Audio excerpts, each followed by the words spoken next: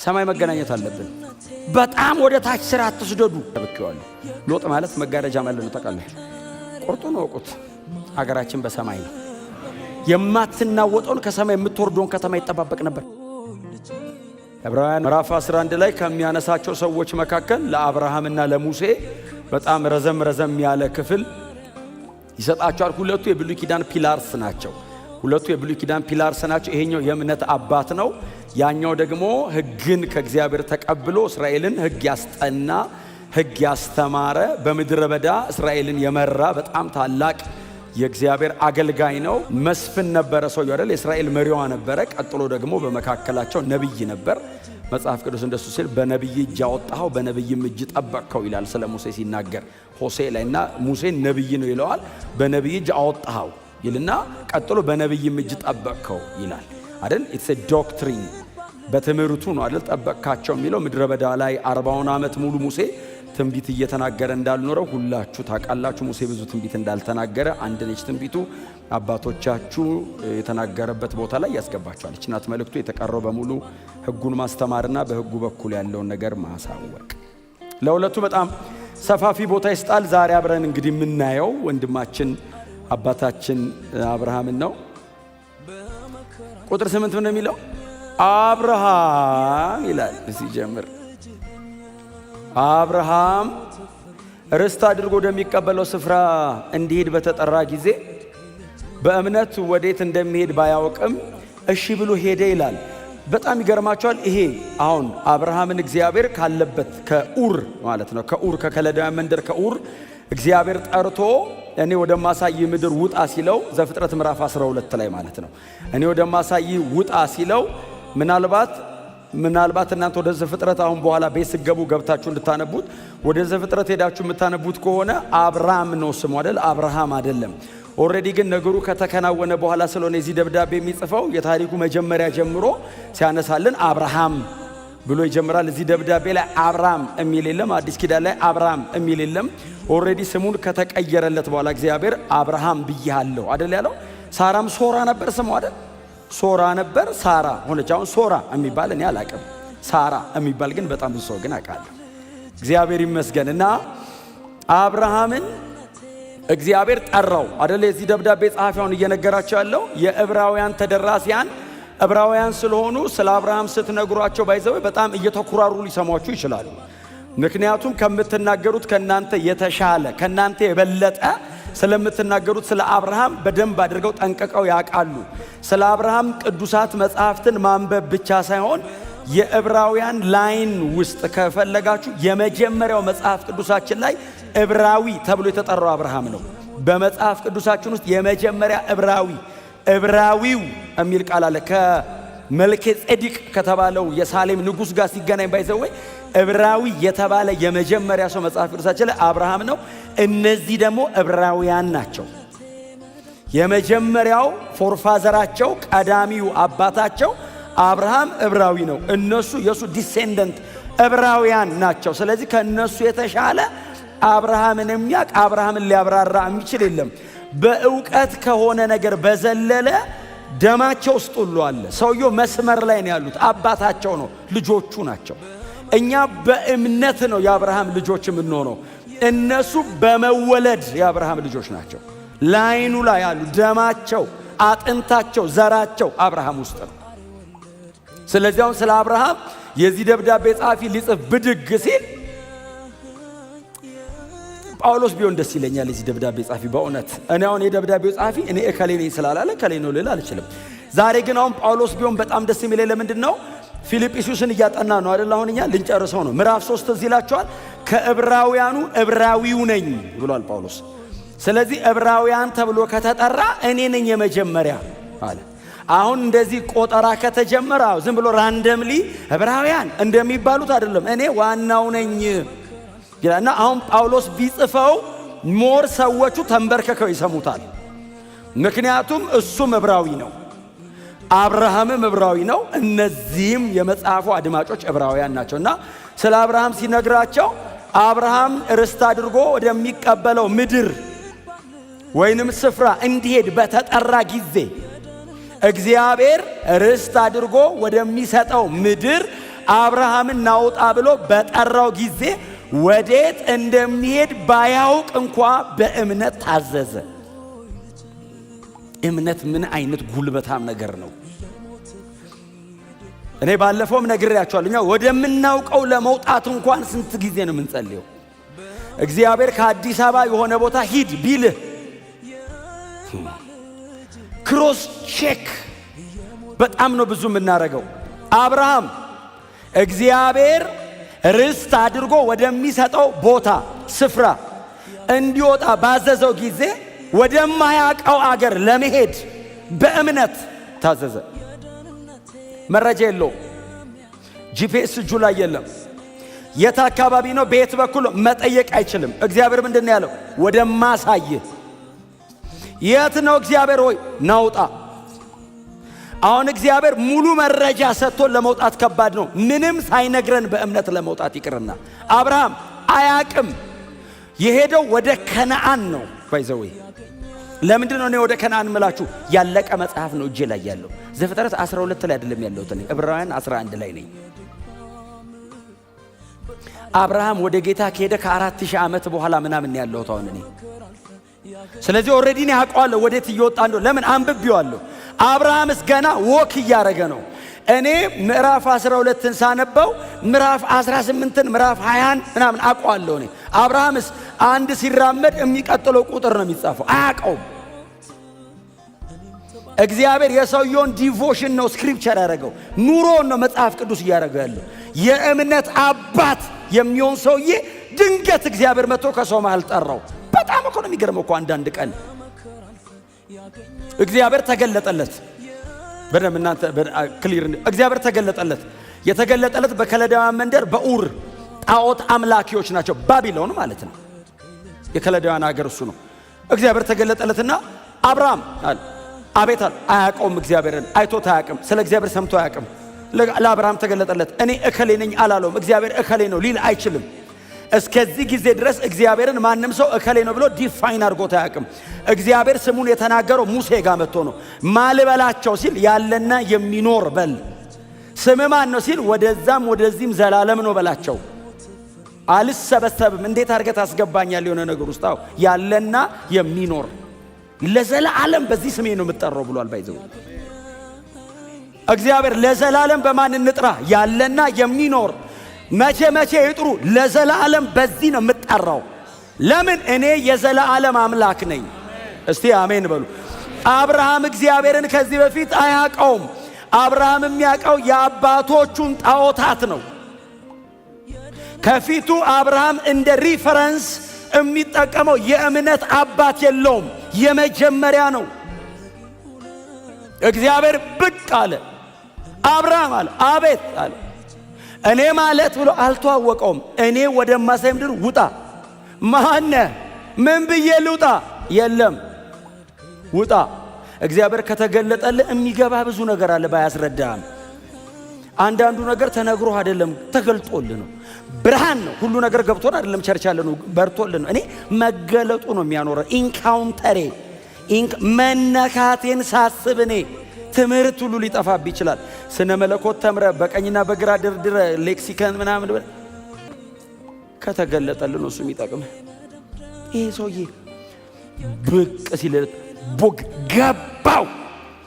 አባቱ ቤት የሚሰራው አይነት ጣዖት አይደለም ይሄኛው። ሕያው ነው፣ ይናገራል፣ ይመራል።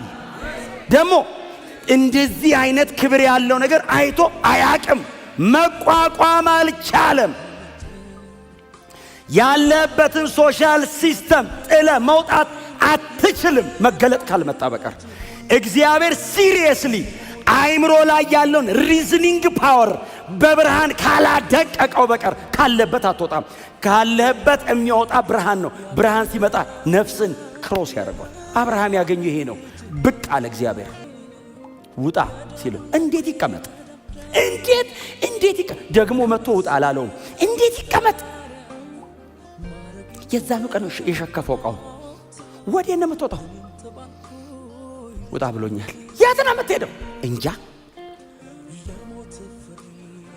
ምናልባት እናንተ አብርሃም ዘመን ላይ ብትሆኑ ነው አብርሃም ጎረቤት ብትሆኑ አብርሃም አብዷል ለምትሉት ጥርጥር የለውም። አብርሃምን ሆናችሁ ነው እናንተ አሁን ዓለምን ጥላችሁ ወጣችሁት። እስቲ አሜን በሏ። እኛ እኮ የአብርሃም አይነት ሆነን ነው። ጨለማ ውስጥ ያለ ሰው ካለ እየተደናበረ የሚሄድ ካለ እንጠራዋለን ወደ ብርሃን እያየ እንዲሄድ። በግምት እየኖረ ያለ ሰው ካለ ገብቶት መሄድ አለበት። ይሄ ህይወት ነው። ስለነጋ መኖር አንቀጥልም። ገብቶን ነው የምንኖረው። ገብቶን የማይጨልምበት ሀገር ከፊታችን እንዳለ ገብቶን፣ ሰማይ ከፊታችን እንዳለ ገብቶን፣ ዘላለም ከፊታችን እንዳለ ገብቶን፣ ኢየሱስ ክርስቶስ ብቻ ለዘላለም ጌታ ነው። አዎ ጠራው፣ ወጣ፣ ብድግ አለ። ወዴት ነው የወጣው? የዚህ መጽሐፍ ጸሐፊ በጣም አስደናቂ ሰው ነው። ወዴት እንደሚሄድ ሳያቅ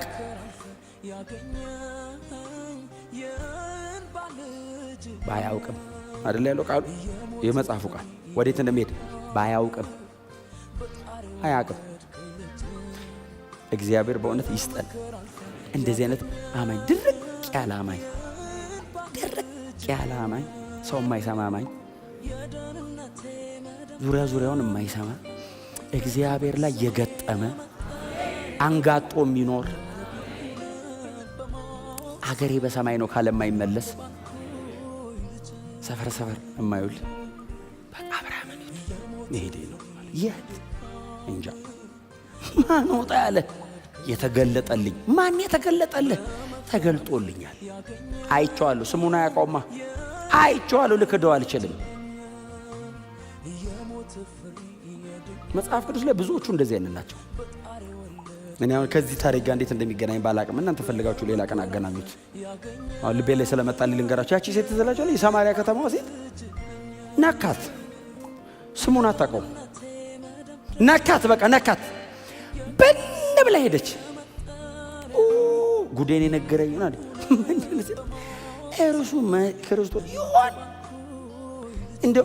እንደው እኔ ምንም ገና ነክቶኛል። ሲነካኝ ድብልቅልቅ ብሎብኝ ወደምትፈራ ወደማትፈልገው ነው ሰብራ ይገባችሁ። በህይወቷ መቼም ልታደርገው የማትችለውን አሸንፋ እንድትሄድ ያደረጋት ብርሃን። እግዚአብሔር ራሱን በሙላት ይግለጥላችሁ። በእውነት ኑሮ ደስ የሚለው እንደዚህ ሲሆን፣ አለበለዚያ በጣም ቦሪንግ ነው፣ በጣም አድካሚ ነው የሚሆነው። የአብርሃም ኢነርጂው፣ የአብርሃም ጉልበቱ ምንድነው? እምነት። የተገለጠለት ነገር አለ፣ የበራለት ነገር አለ፣ እግዚአብሔር የነገረው ነገር አለ። እዛ እግዚአብሔር የሰጠው ምሪት ላይ፣ የእግዚአብሔር ድምፅ ላይ፣ እግዚአብሔር የገባለት ተስፋ ላይ እምነቱ ተመሰረተ። ደጋግሜ እየነገርኳችሁ ነው። ዕብራውያን 11 ላይ እምነት አየር ላይ አይቆምም። አብርሃም አመነ። ዝም ብሎ ነው ያመነው አይደለም። ማንን ነው ያመነው? እግዚአብሔርን ነው ያመነው። እግዚአብሔር የሰጠው ተስፋ አለ፣ እሱ ላይ ነው የአብርሃም እምነት የቆመው። የእምነት አባት ለምንድን ነው የተባለው? እግዚአብሔርን ስላመነ። ወደማያውቀው አገር በእምነት ታዞ ወጣ። እኔ ክርስትናን ዲፋይን ያደርግልኛል አብርሃም። ወደማያውቀው አገር ግን እርግጠኛ ወደ ሆነበት አገር ነው የወጣው። አያውቀውም ግን እርግጠኛ ነው። እግዚአብሔር ሲገለጥለት የማይዋሽ አምላክ እንደሆነ አውቋል። እግዚአብሔር እንዳላታለለው ስላወቀ ነው ባይዘ ወክ ያደረገው ሰውየው። እግዚአብሔር ከተገለጠልህ እንደማይዋሽ ሳያስረዳ ታውቃለህ። እውነተኛ መሆኑን ባይዘው እግዚአብሔር ብቅ ብሎ ከነገረ እንደዚህ አደርጋለሁ ካለ እንተማመን አትለው፣ ያደርገዋል ብቻ ነው የምትለው። በእግዚአብሔር መጠን ዘላለም ውስጥ ማንም የለም። እርሱ ከሁሉ የበላይ ነው ካለ ያለውን እንዳያደርግ ሊከለክለው የሚችል ምንም ኃይል የለም። እግዚአብሔር ብቻ ይበላት ይናገራት ብቻ። አደርገዋለሁ ይበል እንጂ ሰማይና ምድርን ቦታ አቀያይሮም ቢሆን ያደርገዋል።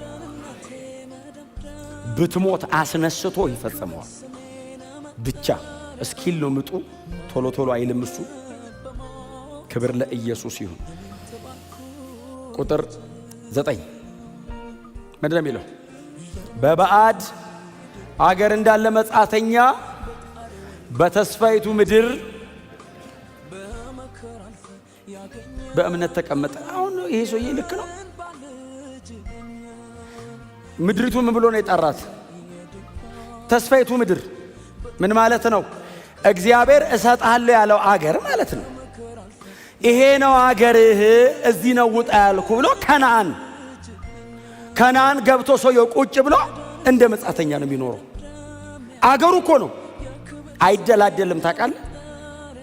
እሰይ እግዚአብሔር ያለኝ ቦታ ደረስኩ በቃ እንገንባዋ አይልም። እግዚአብሔር ተስፋ አድርጎ በሰጠው በተስፋይቱ ምድር በእምነት ተቀመጠ። የተስፋውን ቃል አብረውት እንደወረሱት እንደ ይስሐቅና እንደ ያዕቆብ በድንኳን በገዛ አገሩ በባዕድ አገር እንዳለ ሰው ኖረ። ከተማይቱን የቆረቆራት አብርሃም ነው። ባይዘው አብርሃም ነው የገባው ከነዓን። እግዚአብሔር እንግዲህ ያው ሎጥ አብሮት ወጥቷል። ያው እናንተ ታሪኩን ስለምታውቁት ነው። ሎጥን ለብቻው ደግሞ እዚህ እሁድ ለታ ነው አንዴ ሰብኬዋለሁ። ሎጥ ማለት መጋረጃ ማለት ነው። ታውቃላችሁ? ቬል ማለት ነው ትርጉሙ። በአብርሃሙ እግዚአብሔር ነው ሎጥ ባይዘው በጣም በእምነት የኖረው። በእምነት ኖሯል ሎጥ በጣም አደገኛ ጻድቅ ሰው ነው።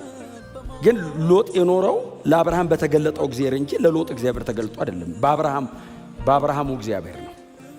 ክብር ለኢየሱስ። ይሄ ሰውዬ ግን ይሁት እግዚአብሔር ርስት አድርጎ በሰጠው ምድር በተስፋይቱ ምድር እግዚአብሔር ይሄ ያንተ ነው አለው እኮ። አብርሃም ተደላድሎ ቢቀመጥ ባይዘዌ እናመሰግነዋለን፣ ምንም አንለውም። በተሰጠው ምድር ላይ በባዕድ ሀገር እንደሚኖር መጻተኛ ሲኖርስ ሞር አድቫንስ ነው፣ ይበልጠናል። እግዚአብሔር የሰጠኝን ፕሮሰስ ለማድረግ አይደል ትግሌ ነኝ። እግዚአብሔር አደርግልሃለሁ ያለንን እኮ ለመቀበል እኮ ነው ትግላችን። ልክ ሲያደርገው በቃ አብርሃም ከነዓን ገብቶ የምስጋና ፕሮግራም አያረግም፣ አይረካም። በባዕድ ሀገር እንዳለ መጻተኛ የከተማው ሕዝብ ተሰብስበው መጥተው ጌታችን አብርሃም ሆይ ይሄ እኮ ያንተ ምድር ነው ሲሉት አይደለም አላቸው። የኤሞር ሰዎችን አይደለም። አንዳንድ ቦታ ይፈልግ ነበር። ገንዘብ ይዞ መጣ ይላል ሊገዛ ከነሱ። የሱ እኮ ነው አገሩ፣ እሱ እኮ ነው የገባው። እነሱ እኮ እሱም ብለው እኮ ነው የመጡት። እንኩ ገንዘብ። ለምን? እግዚአብሔር የመሰረታትን የማትናወጠውን ከሰማይ የምትወርደውን ከተማ ይጠባበቅ ነበር። እማርፈው ሰማይ ነው ይላል። ሰውየው መሬት ቁጭ ብሎ ጌታ ኢየሱስ ክርስቶስ ሳይመጣ በመስቀል ላይ ሳይሞት እሄድና ስፍራ አዘጋጅላችኋለሁ የሚል ትምህርት ሳያስተምር አብርሃም ሰማይ ነው ማረፈው ይላል። ለዛ እኮ ነው ጳውሎስ ገላትያ ላይ እግዚአብሔር ለአብርሃም ወንጌል ሰበከው የሚለው። ወንጌል ገብቶታል አብርሃም አለ ጳውሎስ። ለምን? በገዛ አገሩ እንደ መጻተኛ እንዴት ይኖራል? እኛ ጸልየን የያዝነው መሬት ላይ እንሟሟታለን። አብርሃምስ እግዚአብሔር የሰጠው መሬት ላይ ቁጭ ብሎ ለአንተ እድል ይሰጥህና እሱ ሌላ ከተማ ከሰማይ ይወርዳል። ይሄኛውንም እማያየውን አምኖ ነው የያዘው። የሰማዩንም አላየውም፣ እውነት ነው። ይሄኛውንም እኮ አይቶ አይደለም እኮ የወረሰው፣ ወደማያውቀው አገር ውጣ ብሎ እኮ ነው የሰጠው። ይሄንን በእምነት ካገኘው የሰማዩንም አገኛታለሁ። በጣም በትትና ጎናቸው አለ ሰው እግዚአብሔር በሰጠህ ነገር ላይ እንደ እንግዳ ኑር በሉት እስቲ። እንዴ ለዛ እኮ ነው በምንድነው የሚታወቀው የእንግዳ ኗኗር ካላችሁ፣ እንደ ይስሐቅና እንደ ያዕቆብ በድንኳን ኖረ። ብቻውን እንዳይመስልህ ልጁ ላይና የልጅ ልጁ ላይ ያጋባባቸው መጻተኝነት ኢንፍሉዌንስ አድርገው ባይዘው ጄኔሬሽኑ ብቻውን አይደለም እሱ ኖረ። አዎ ልጁ በድንኳን በገዛ አገሩ 100 እጥፍ እያፈራ ልጅየው ድንኳን ተክሎ ነው ቁጭ የሚለው። አረ በጣም ጠንከር ያለ ሰፋ ያለ ደረጃት አርገው ሲሉት አባቴ ሲል እንደሰማሁት ከሰማይ የምትወርድ ከተማ አለች። ዘፍጥረት ላይ ሙሴ አልነገረንም፣ የአዲስ ኪዳን ጸሐፊዎች ግን ነገሩ። ከሰማይ የምትወርድ ከተማ ይጠብቅ ነበር። እኔ ዘፍጥረት የሚገባኝ በዕብራውያን ነው። አሜን በሏ። እኔ ቀጥታ ዘፍጥረትን አላነበውም፣ በመስቀል አቋርጬ ነው ማነበው። አዲስ ኪዳን ላይ ነው ትምህርቱ ያለቀው። ሙሴ ነገረን ናሬሽኑን ተረካውን ነው አዲስ ኪዳን ላይ ገለጡት። ሰውየው አመነ ነው አይደል? አሁን ለምሳሌ ዘፍጥረት 15 ላይ አብርሃምም እግዚአብሔርን አመነ ነው እኮ። እንዴት ይመን በምን ይመን አልነገረንም ሙሴ። እግዚአብሔር ይባርከው። ጳውሎስ መጣ፣ ምን አመነ አብራራው። ባይዘው ጳውሎስ እንትኑን ለማጉላትና ለማግነን እየታገለ አይደለም፣ እውነቷን ነው የጻፋት። አብርሃም ምን አመነ ስትሉት የሌለውን እንዳለ አድርጎ በሚጠራ ለሙታን ሕይወትን በሚሰጥ። አብርሃም ማንን ያመነው ሲሉት ሪሊ አብርሃም ዘፍጥረት 10 ምናምን ላይ ቁጭ ብሎ ከምዕራፍ 12 እስከ ምዕራፍ 18 ምናምን ቁጭ ብሎ ይስሐቅ የሚባል ልጅ ሳይመጣ እሱና ሳራ አብረው እየኖሩ አብርሃም ግን የትኛውን እግዚአብሔርን ያመነው? የሌለውን እንዳለ አድርጎ የሚጠራ እግዚአብሔር። አብርሃም እግዚአብሔር የሌለ እንደሚጠራ አመነ። አንደርስታንድ አደረገ። ባይዘው እግዚአብሔር ዘ ክሪኤተር ጋድ የሌለ እንዳለ አድርጎ የሚጠራ ፈጣሪ እግዚአብሔር ነው አለ። መፍጠርን እኮ ሙሴ አልጻፈም። ዘፍጥረት ምዕራፍ 1 እግዚአብሔር ሰማይና ምድርን ፈጠረ የሚል እኮ ለአብርሃም እኮ የለውም እጁ ላይ። አብርሃም በባዶ ሜዳ በደረቁ እግዚአብሔር ሲገለጥለት ፈጣሪ እንደሆነ ገባው። የሌለ እንዳለ አድርገህ ትጠራለህ። ቀጥሎ ሌላስ ምን አመነ? ለሙታን ሕይወትን የሚሰጥ። ከአብርሃም በፊት የሞተ ተነስቶ አያውቅም። ሰው ሲሞት ሰብሰብ ብለው ቀብረው ነው የሚሄዱት። አብርሃም ምን አመነ? ለሙታን ሕይወትን ይሰጣል፣ የሞተ ያስነሳል። አብርሃም ዝም ብሎ አይደለም ያመነው፣ የሆነ ብልጭታ አይደለም ያመነው። እምነቱን ማብራራት ይችላል፣ እምነቱን ማስረዳት ይችላል። ኮንቪክሽኑ፣ አቋሙ፣ ትምህርቱ፣ የሚኖርለት ምክንያቱ የተመሰረተበት ነገር አለ። ዝም ብሎ የሆነ እግዚአብሔር አይደለም የሚል የሌለ እንዳለ አድርጎ የሚጠራ ዘ ክሪኤተር ለሙታን ሕይወትን የሚሰጥ። በድንኳን ኖረ። ከባድ ቃለች። ደሞ ቻሌንጂንግ አንዱ ይሄ ነው። እንግዳ ሆኖ መኖር ከባድ ነው። የኔ ነው አገሩ እያለን የምንኖረው የቱ ሲባል ይሄ ቁርጡን ወቁት። አገራችን በሰማይ ነው። አንዳንድ ሰው አሜን አላለኝም። እደግመዋለሁ፣ አገራችን በሰማይ ነው። እደግመዋለሁ፣ ተላቀቁ ከመሬት ተላቀቁ። ተደላድላችሁ የተቀመጣችሁ ሰዎች፣ መሬትን ተስፋ የምታደርጉ ሰዎች ካላችሁ ኃጢአት ነው፣ ኃጢአት ነው። እንደ ክርስቲያን አገራችን በሰማይ ነው። እንደውም ዳዊት ምንድን ያለው? ምድርን ተስፋ ከሚያደርግ ሰው እባክህ አድነኝ ብሎ ጸለየ። ምድርን ተስፋ የሚያደርግ ሰው ማለት ምን ማለት መሰለ? ለማግኘት ምንም ያደርጋል። ሰማይን ተስፋ ያደረገ ሰውዬስ ይለቅልሃል፣ ይተዋል፣ ምንም አይመስለውም። ለምን? አገሬ በሰማይ ነው ይልሃል። ስትሉ ከዚህ ስጋዬ ራሱ ገና ወጥቼ እሄዳለሁ ይልሃል። እንኳን አገራችን በሰማይ ነው። እኛም ከሰማይ የሚወርድ አዳኛችንን ክርስቶስን እንጠባበቀዋለን።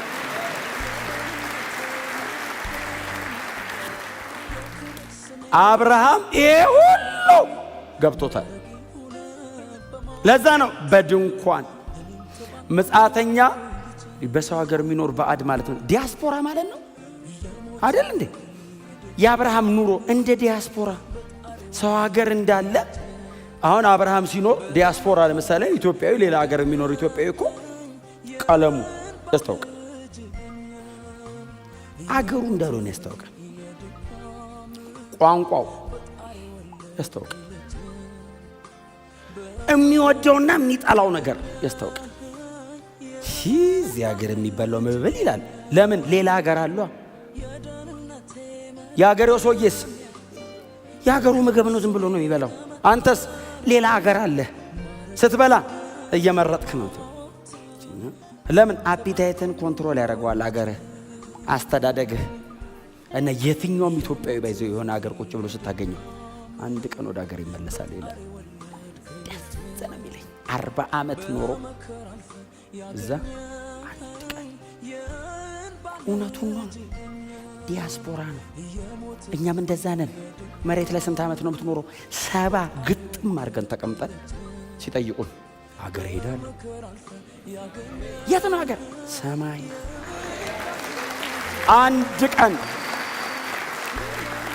አንድ ቀን ሀገር ሄዳለሁ እና አኗኗሪ ይግለጣ። በድንኳን ኑር። በጣም ወደ ታች ስራ አትስደዱ። በጣም አጥልቃ አትስራ። ለምን? ምዝዝ እስኪያረገህ እንዳትቆይ። ንጥቃት ላይ ቀለል። እስቲ አሜን በሏ እንዴ! ከመሬት እንዲፈልፍሎ እስኪያወጣ ድረስ እንዳትሆን በድንኳን ቀለል ብለ። በጣም አትርገጠው መሬቱን ራሱ ቀለል ብለ፣ ምልክት እንዳይቀር። ከመጣ በዛው ኢየሱስ ጌታ ነው። የተነጠቅ ቀን እሱ ድሮም ያስታውቅ ነበር። በጣም አልገባም ወደ ታች። እስቲ አሜን በላ። በቃ እንደሚሄድ ሰው አስታውቁ። ነግሬያችሁ የለ ወንበር ጠርዝ ላይ የሚቀመጥ ሰው ጠጋ ብለህ ጉዞ ልትሄድ ነው። ኦፍ ኮርስ ጫፍ ላይ ተቀመጡ። ኢየሱስን ግን እናየዋለን። አገራችን በሰማይ ነው። ስለዚህ አሁን ይሄ እኮ የእናንተ ነው ተብለን እኮ ሊሆን ይችላል። ኦፍ ኮርስ የቤተ ክርስቲያን የምናምን መኖሪያ ቤት ገንብታ ያንተ ነው። ምን ጥርጥር አለው? በስምህ ነው ካርታው። ስታየው አትበል። ይሄ ነፍሴ ቢጠጭ ያለው ሰው ትዝለጭ ለፍቶ ጥሮ ግሮ ታግሎ ምናምን ሰበሰበና ጎተራው ግጥም ሲልለት ቤቱ ማታ ጋደም ነፍሴ አላት። አንተ ጎተራ እህል ከምረ ነፍሴ ይባላል እንዴ? ስጋዬ ነው የሚባለው እንጂ የውስጥ እርካታ ፈለገ። ታውቃለህ? ጎተራው ላይ እግዚአብሔር ማታ መጣ። አንተ ሰነፍ አለ። ዛሬ ማታ ነፍስን ይወስዷታል። ምንም ነገር እግዚአብሔር ይስጣችሁ፣ በእውነት ይብዛላችሁ። ግን አገራችን በሰማይ ነው። በገዛ ንብረት ላይ እንደ እንግዳ መሆን ይሄ የክርስትና ፕሪንሲፕል ነው። እግዚአብሔር በሰጣ ነገር ላይ ያው እንግዳ መሆን። ዓለም ምን ትላለች? ሞኝ የራስ አይደል እንዴ ትላለች። ዓለም አይደለም። እኔ ሰማይ ነው የኔ አገራው እዛ ነው ያለኝ፣ ቤታው እዛ ነው ያለኝ፣ መኖሪያ እዛ ነው ያለኝ። ኤስ እንግዳ ነኝ። እስካለው ድረስ እጠቀምበታለሁ። እስካለው ድረስ ሌሎችን እባርክበታለሁ። እስካለው ድረስ ሌሎችን አጽናናበት ይሆናል። እኔ አገሬ በሰማይ ነው። አልመሰረትም እዚህ ላይ፣ አልቆምም እዚህ ላይ። እንኳን ያለህ ነገር አይደለም፣ ሰማይና ምድር እንዳረጀ ጨርቆ ነው ያልፋል። ያለህ ነገር እኮ አይደለም፣ የሰበሰብኩት እኮ አይደለም። ሰማይና ምድር ይሄ የሚፈርስ የማይመስል ሰማይና ምድር እፍ ብሎ ካፉ በሚወጣ እስትንፋስ እንደ አረጀ ጨርቅ ይጠቀልለዋል ይላል። ሞኝ እንዳትሆን፣ እንዳትታለሉ፣ በፍጹም ሞኝ እንዳትሆን። ያልፋል። ምንም ነገር ዝብርቅርቅ ያደርገዋል፣ ግልብጥብጥ ያደርገዋል። የማይናወጥ ከተማ በሰማይ አለ። ለዘላለም የሚጸና መንግስት ከሰማይ። አብርሃም ይሄ ሲገባው ተዋግቶ ባገኘው እኮ አይደለም፣ እግዚአብሔር በሰጠው መሬት ላይ ተዋግቶ ቢያገኘውማ ደሜን አንጠፍጥፌ ላቤን አውርጄ ይላል። እግዚአብሔር እንዲሁ እኮ ነው የሰጠው። እግዚአብሔር በሰጠው መሬት ላይ እግዚአብሔር እኮ ነው የሰጠው። መጻተኛ ድንኳን ይተክል። ለምን ከአባት ቤት ውጣ ያለኝ እግዚአብሔር ከዚህ ውስጥ ደግሞ ተነስ ቢለኝ፣ እዚህ ደግሞ ወድጆ ሳይቸግረኝ ደግሞ ለመላቀቅ ልጫነቅ እንዴ? አልወደውም። እስቲ አሜን በለው። ሀፋፍ 100% ለእግዚአብሔር ነው። እስቲ አሜን በለው። ምንም ነገር ላይ ተጣብቀ 100% ጥልቅ ብለ እንዳገባ ሞጮ መከራ ነው።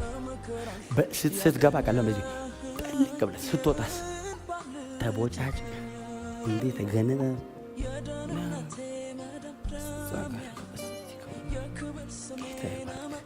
ሲሄድ ቻው አሜን በለው። ቻው ለምን 100% ለእግዚአብሔር ነው። ለምን ለዘላለም ነው የሚይዘኝ። ከምንም ነገር ደግሞ እግዚአብሔር ባይዘው ተላቀቅ ሊል ይችላል። ከምንም ነገር ውጣ ሊል ይችላል። ውጣ የሚል እኔ አሁን ውጣ ካለኝ እግዚአብሔር አብርሃምን ውጣ ሲለው ውጣ ብሎኛል ነው ብሎ ነው እንዴ? ሳራ ግዴታ ነች። ሳራ ለምን የተስፋው ቃል የሚፈጸመው በይስሐቅ በኩል ነው። ከሰማይ ሰጠው በሳራ በኩል ነው የሚመጣው። ሳራ ግዴታ ናት። አብሮ ከሳራ ጋር ነው። አጋርን የሲና ጊዜውታ ምድራዊቷ አላት እኮ። ይችኛዋን ሳራንስ ከሰማይ የምትወርደው ኢየሩሳሌም አላት እኮ ታውቃለህ። እና እግዚአብሔር ሪስፔክት ያደርጋል ይሄን። እና በፍጹም ይሄን አይመለከትም። ውጣ ካለ አንድ ላይ ነው፣ አንድ ነና። ውጣ ሲል ራሱ ባይዘው ሁለት አይደል፣ አንድ። ውጣ ሲል ኦብቪየስሊ አብረ ነው። እስቲ አሜን በሉ። እሷስ ጌታዬ አትልም፣ አንድ ነህ። እግሬን ትቼው ልውጣ ትላለህ እንዴ? ውጣ ሲል አንገቴ ይውጣ።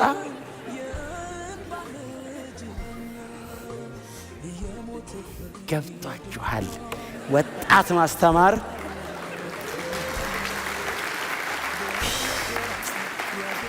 እንኳን እናንተን የማገልገል እድል አገኘን። በጣም ነው የምወዳችሁ። ሲሄድ አውቀዋለሁ፣ ስር ሰዷል። አሁን የተናገርኩት ነገር ጌታ የተባረከ ይሁን። እወዳቸዋለሁ በጣም በጣም ያሳስበኛል በእውነት። ምድር ላይ ምንድነው የሚያሳስብትሉ? የእናንተ ጉዳይ ነው የሚያሳስበኝ። ሰማይ መገናኘት አለብን። ሰማይ መገናኘት አለብን። በእውነት ነው የምነግራችሁ። እዚህ ተገናኝተን እንደዚህ ጠቅጠቅ ብላችሁ በእውነት ስታስፈሩ እኮ ሰማይ እንደዚህ ጠቅጠቅ ብለን ነው መሄድ ያለብን። እስቲ አሜን በሏ። ሰማይ እንደዚህ ጠቅጠቅ ብለን በቃ ድምጻችን እዚህ ቅድም እንዳማረ እንደወጣ እዛ ሰማይ ይስተጋ እና በባዕድ ሀገር እንደ መጻተኛ እምትኖር ከሆንክ መኖርህን መጻተኝነትህን የምናውቀው በድንኳን ስትኖር ነው። የላይፍ ስታይል ይገልጣል። እንደፈለክ ይሆንክ መጻተኛ ነኝ አይባልም። አገሩ ላይ ያለውን በሙሉ እያነሳ እንደፈለክ ይሆንክ የሚነካውን ምኑን ሁሉ ነገር ጥርግርክ እያረክ እየወሰድክ እንደዚህ አይነት መጻተኛ የለም። መጻተኛ በድንኳን ነው የሚኖረው። ሴትል አያረግም። መጻተኛ ሴትል አያረግም። ሴትል የማያረገው ሰማይ ነው ይላል። እውነቱን ነው። ይሄንን የሚያረገው ምኑ ነው? እምነት የሚባል ባለፈው ተናግሬያለሁ። ብሌፖ አይደል? የማይታየው ኖህ ያመነው ስለማይታየው ነገር እግዚአብሔርን፣ አብርሃም ስለማይታየው ነገር እግዚአብሔርን አመነ። በጣም አስደናቂ እኮ ናቸው። የዕብራውያን ቅዱሳን ምን እያላቸው ነው? መሬት ቁጭ ብላቸው ስለ ሰማይ አስቡ። እምነት ማለት እሱ ነው። እምነት ስትዝ ሲላችሁ እምነት የታመመ ሲፈወስ ምናምን ትዝ አይበልህ። እምነት ትዝ ሲላችሁ ዘላለም ትዝ ይበላችሁ። ያላየሁት እግዚአብሔር ያዘጋጀው ከተማ አለ። አዎ ባላየውም እውነት ነው። አንድ ቀን እግዚአብሔር እዛ ውስጥ ያስገባኛል። እምነት ፒስቲስ የሚለው ትክክለኛ የግሪኩ ቃል እሱ ነው። በእግዚአብሔር ላይ ሙሉ በሙሉ መደገፍ፣ ባለው ነገር ላይ ራስን መጣል። እግዚአብሔር ብሎ አለው መውደቅ ያደርገው ይሆን እንዴ? ኖ ያደርገዋል። እና መውደቅ ክብር ለኢየሱስ ይሁን። እና ከዛ ቁጥር 10 ጀምሮ ያለችውን ቶሎ ልንገራችሁ እስከ ቁጥር 12 ድረስ ያለው። ከዛ ኔክስት ዊክ ከይስሐቅ ጋር ያይዤ፣ ይስሐቅ ደግሞ the most dynamic person አይደል? የክራይስት አይደንቲካል ነገር ነው ሰውየው። የአብርሃም በጣም የሚወደው ልጁ ነው። ኢየሱስ የእግዚአብሔር በጣም የሚወደድ ልጁ ነው። ኢየሱስ የሚሰቀልበትን እንጨት ተሸክሞ ነው የወጣው። ይስሐቅ የሚሰዋበትን እንጨት ተሸክሞ ነው የወጣው። ይስሐቅ ሊሰዋ የነበረበት የሞሪያ ተራራና ኢየሱስ የሞተበት የጎልጎታው የራስ ቅሉ ተራራ ጂኦግራፊካሊ ይተያያሉ። በጣም ማይቲ ነው ልጁ። ባይዘው ኒው ቴስታመንት ነው ሊትራሊ ሰውየው። እሱን ኔክስት ዊክ ከአብርሃም ጋር አያይዤ ባነሳው በጣም ጥሩ ነው። ክብር ለኢየሱስ ይሁን። ይሄኛው ግን እዚህ ድረስ ያለችው ልንገራችሁ። ከዛ ቁጥር 10 ምንድነው የሚለው? በድንኳን ኖረ ከሚለው ባለ ቁጥር 10 ምንድነው የሚለው? ምክንያቱም መሰረት ያላትን ይሁላችሁ ስሙኝ። እግዚአብሔር ከተማ አዘጋጅቷል አይደለም ያለው። ከተማዋን ሲያብራራት እዩት። ምን አይነት ከተማ ናት ሲል መሰረት ያላት። ምን ማለት ነው? መሰረት የለውም ይሄኛው ማለት ነው። ያኛው ዘላቂ ነው ዘላለማዊ ነው። ይሄኛው ጊዜያዊ ነው ማለት ነው። አብርሃም እዚህ ለምንድን ነው እንደ መጻተኛ የኖረው? ጊዜያዊ ነገር ላይ አልመሰረትም ብሎ ነው። ለምን? ዘላለማዊ አለ። መሬቱን ያዋረደው ሰማይን አንደርስታንድ ባረገበት መጠን ነው። ዓለምን መናቅ የምትችለው ኢየሱስ በተገለጠልህ ልክ ነው። ካልተገለጠልህ ናቀው ተብለ አትንቀውም። እንዴት በምን አነጻጽረት ትንቀዋለህ? አብርሃም ገባው ምን አይነት ከተማ? መሰረት ያላትን። ቀጥሎስ እግዚአብሔር የሰራትን የፈጠራትን ከተማ። እግዚአብሔር ክሬት ብቻ አይደለም ያደርገው፣ ፎርም አድርጓታል፣ አዘጋጅቷታል። ይህ እኮ አብርሃምን ያመነው ባይዘው የዕብራውያኑ ጸሐፊ እኮ እየፈጠረልን እኮ አይደለም፣ የአብርሃምን እምነት እኮ እያስረዳን ነው። እናንተ ክሊርሊ ይሄ ወንጌል አይደለም። አብርሃም ይሄ አሁን ቆይ ወንጌል አልገባውም አብርሃም እንዴ? መሰረት ያላትን እግዚአብሔር የሰራትንና የፈጠራትን ከተማ ይጠባበቃል። ፎርም ያረጋትን ያዘጋጃትን እግዚአብሔር ፈጥሯታል። ቀጥሎስ አዘጋጅቷታል። እንዴ ይሄ እኮ ዮሐንስ ወንጌል ምዕራፍ 14 እኮ ነው። በአባቴ ቤት ብዙ መኖሪያ አለ፣ እኔ ግን ስፍራ ላዘጋጅላችሁ እሄዳለሁ፣ ከዛ በኋላ ተመልሼ እመጣለሁ፣ እኔ ባለሁበት እናንተም ከእኔ ጋር እንድትሆኑ ዳግመኛ መጥቼ ወስዳችኋለሁ። አብርሃም ያመነው የቱን ነው? ዮሐንስ 14 ነው ያመነው። ጌታ ኢየሱስ ክርስቶስ ምድር ላይ መጥቶ በስጋ በተገለጠበት በኖረበት 3 ዓመት ተኩል ያስተማረውን የመጨረሻ ዘመን ትምህርት አብርሃም አንደርስታንድ አድርጓል። የት? ከነአን ቁጭ ብሎ ማን ገባው? ማንም አልገባውም፣ አብርሃም ነው የገባው። ስለ እግዚአብሔር ብትጠይቅ ማንም አይነግርህም፣ አብርሃም ነው የሚነግርህ። አብርሃም የጠራውን እግዚአብሔርን ብቻ አይደለም የተዘጋጀውንም ከተማ አንደርስታንድ አድርጎታል። የሆነ ምናብ ሰማይ ወስዶ እግዚአብሔር በትን ያረጋናል አይደለም። ከተማ አለ። ምን አይነት ከተማ? መሰረት ያለው ከተማ፣ የማይናወጥ ዘላለማዊ እረፍት እዛ ነው ያለው። እዚህ እንደ መጻተኛ የምኖረው እዛ ነዋሪ ለመሆን ነው።